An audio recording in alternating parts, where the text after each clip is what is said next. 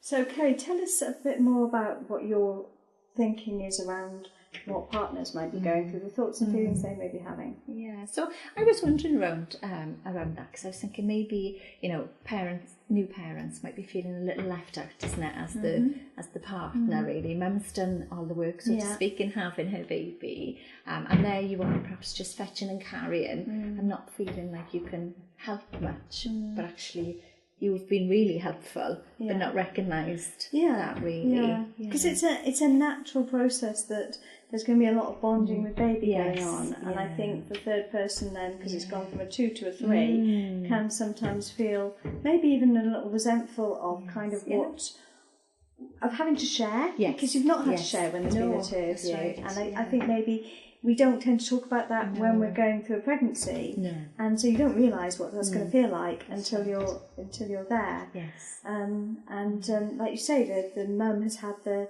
pregnancy to bond with baby and gone through the kind of carrying of the child. Yes. Yeah. I know that I've come across men who feel that there's not the kind of culture of talking to other men about this, because females are kind of more likely to maybe talk to their female friends about being pregnant and being a young mum, but I don't think there's as many ways that men can talk to other men. That's right. And certainly when we see them in counselling, they might sort of say, I didn't feel that I could admit my feelings to my male friends, because you don't always have those sort of conversations. Yeah. And I'm thinking about when they have the baby, isn't it? They go and wet the baby's head, isn't it? And off they go and have a it's a all pint. very upbeat. Very upbeat. It's a celebration, and perhaps it wouldn't feel natural to then say, but I'm not feeling so good about this, or it feels, the bravado and the kind of, you've got to be upbeat about it, and there's a lot of pressure that it's supposed to be the happiest time of your life, and all media stuff about that can mean that if a guy is feeling that actually this is actually really quite hard and I'm struggling here, then what can they do about that? Who can they speak to? And it can feel quite secretive.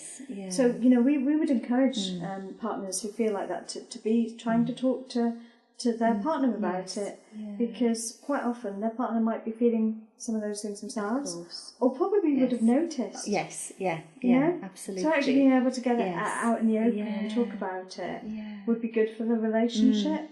I can see that being really helpful, actually, isn't it? Rather than it building perhaps a sort of wedge, if you like, isn't it, of these unspoken feelings that are coming between you.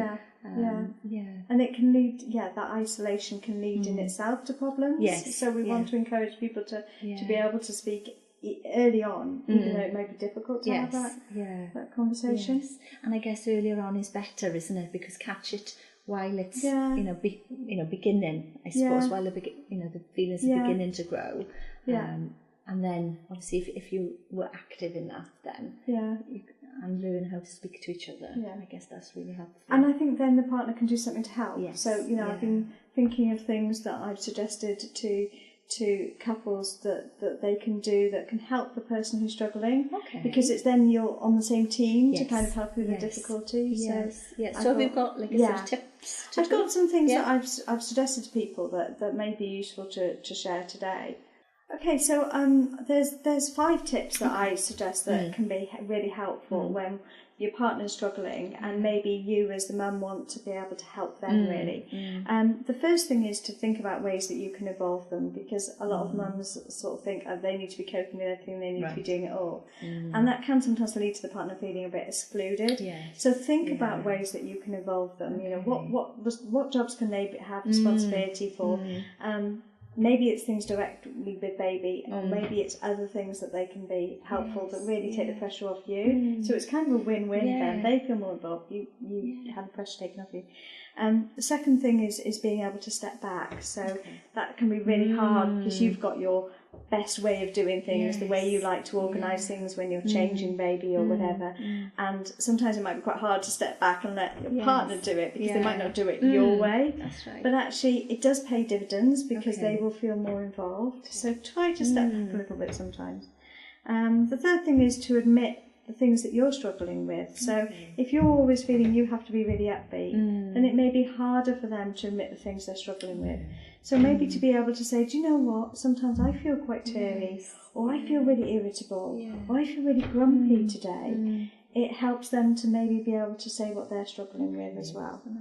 The fourth thing is to try and have chats where you try to find solutions to things rather than just talk about problems.